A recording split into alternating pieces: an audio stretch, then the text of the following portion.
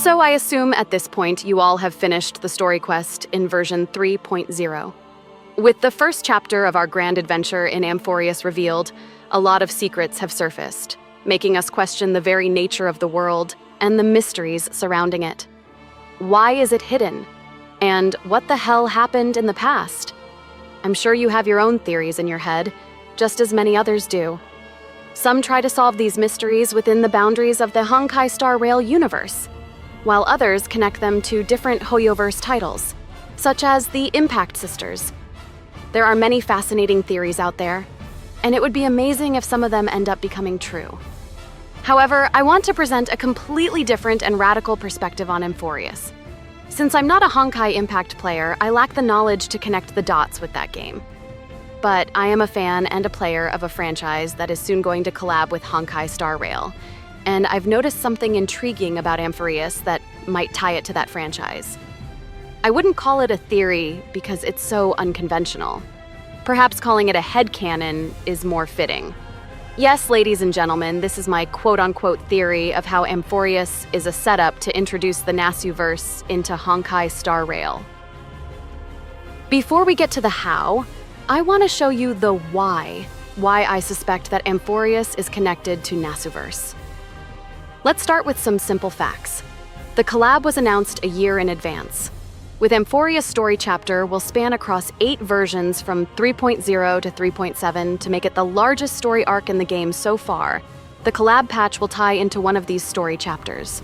It's reasonable to think that it won't be a random, standalone event like Aloy's appearance in Genshin Impact. When Amiya was teased, he was literally present in front of the Astral Express crew. If that's the case, the game must at least explain how a servant could end up there. Who summoned him? And if nobody performed the summoning ritual, why did the Holy Grail forcibly summon him there? これはまたとんでもないマスターに引き当てられたものだ。 Kinoko Nasu hasn't been actively involved in Fate Grand Order projects since fall 2024. After the release of Ordeal Call Part 3 in September, nobody knows what he's doing, and the upcoming Part 4 is unlikely to involve him. This means Nasu potentially has as much time as he wants to focus on the collab project, including writing its story. And lastly is the unique nature of Amphoreus. Unlike Jarilo, Luofu, and Penacony, there's something off with this place. From the moment you step onto the planet, you can already feel that the place is less sci-fi and more fantasy.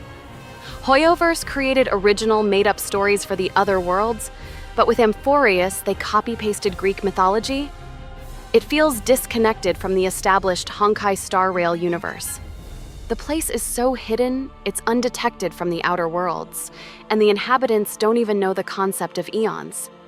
It's as if the world itself doesn't belong here. What if it never did? What if Amphoreus was never meant to be part of Honkai Star Rail universe? Instead, it comes from something else entirely, like the Nasuverse. Now comes the fun part.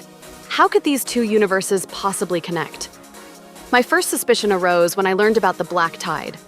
It is said that in ancient times, the arrival of 3 Calamity Titans, Nicodor, Thanatos, and Zagreus, sparked a civil war. Soon after, a mysterious force known as the Black Tide swept across the world. None know its origins. The tide came from beyond the sky, and all life touched by it lost sanity, with even the Titans proving vulnerable. Nicodor was the first to confront it, but over time, his divine form was corrupted, driving him to madness. Over millennia, between the Black Tide gradually consuming Amphoreus and the gods waging endless war, the world fell into eternal night. The idea of a corrupting force spreading across the world like a plague isn't exactly new. Anime loves this trope. However, one specific example that immediately comes to mind is all the world's evil curses spill out of the Holy Grail in Fate Stay Night Unlimited Blade Works. But alright, it might just be a coincidence. Shortly after arriving in Amphoreus, we met someone named Phaenon, one of the Krasos heirs. Later, we learned that wasn't his real name. In fact, no one knows his true name or where he came from. Even the in-game encyclopedia refers to him as the Nameless Hero. His past life was filled with tragedy, losing everything and everyone he ever cherished. That pain is what drives his overwhelming desire to become a hero and save the world. Now, if I put a black screen and gave you that exact description, I bet someone else immediately comes to mind. But another coincidence? Sure. Later in the journey, we were introduced to the Vortex of Genesis, a mysterious place where core flames are collected after defeating titans. It is said that once all the core flames are gathered, a miracle capable of altering Amphoreus's fate will occur. This is the whole purpose of our journey in Amphoreus, a device capable of performing miracles, or in this case, grants the wish of the Chrysos heirs by harnessing the souls of fallen spirits. Now that sounds familiar, isn't it? To spice things up, in this journey, we only need to collect 6 more core flames, because conveniently, the previous generation already restored the other 6. I get it. The 12 titans, 12 core flames, and 12 Chrysos heirs are a clear nod to the 12 original titans and 12 Olympian gods from Greek mythology. But here's the twist. Looking at it from a different perspective, 6 core flames remaining, 6 already restored prior to the current event. You know where I'm going with this, right? At this point, I couldn't ignore the parallels. There are simply too many similarities for it to be a mere coincidence anymore. So here's my theory. Vortex of Genesis is a gate to Akasha. The name of this place is very specific and intriguing. It references the vortex theory proposed by René Descartes in the 17th century, which suggested that space is entirely filled with matter in various states, swirling around the sun. Now, this theory has been long abandoned as it is full of bullshit and unscientific. Most sci-fi works today lean on modern models, like string theory or the branching tree theory, to explain parallel worlds. For instance, the Honkai universe likely uses the tree model for its cosmology. However, Amphoreus takes a different route by adopting the vortex model, which sets it apart from Honkai's approach. Interestingly, another franchise that builds its cosmology around the vortex theory is the Nasuverse. In this context, Akasha is the ultimate force that exists beyond all dimensions and theories, a source of all events and phenomena in the universe. Akasha transcends time and records all possibilities and events, past, present, and future, across all worlds. In Nasuverse, Akasha is also referred to as the swirl of the root, or in Japanese, Kongen no Uzu, which translates literally to vortex of origin. Genesis and origin are essentially the same concept. This place is called Vortex of Genesis because it's a gate that connects Amphoreus to the central existence of the Nasuverse. I'm not suggesting that Amphoreus itself originates from the Nasuverse. Rather, its creation might be influenced by the data stored in Akasha. The eons in Honkai Star Rail aren't omnipotent beings. Their power is limited, they can die, they seek knowledge, and they are curious about the universe. Take Fuli, for example, the eon representing the path of remembrance. Fuli records the happenings of the universe to prepare for rebirth after destruction. It's said that their appearance signals important events, as if they're there to archive those moments in the universe's memory. This means Fuli is a cosmic-level being that is still within the boundary of Honkai Star Rail universe. Meanwhile, Akasha operates on a multiversal scale, recording all events across alternate realities.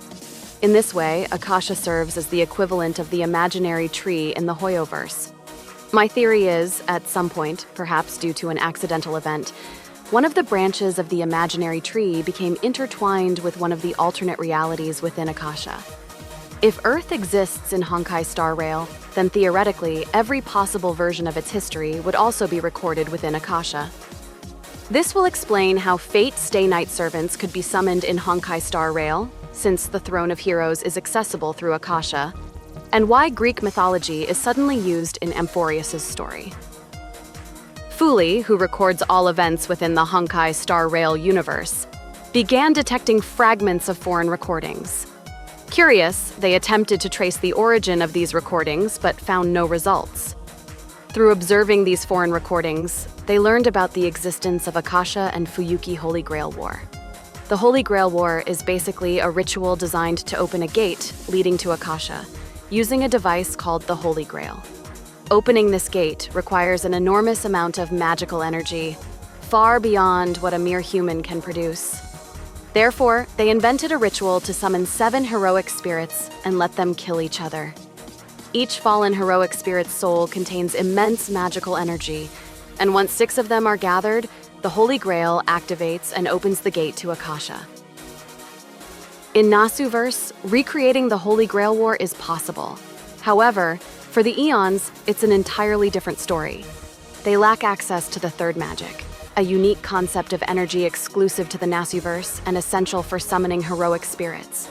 This key difference makes it impossible for the Eons to replicate the ritual as it was originally designed.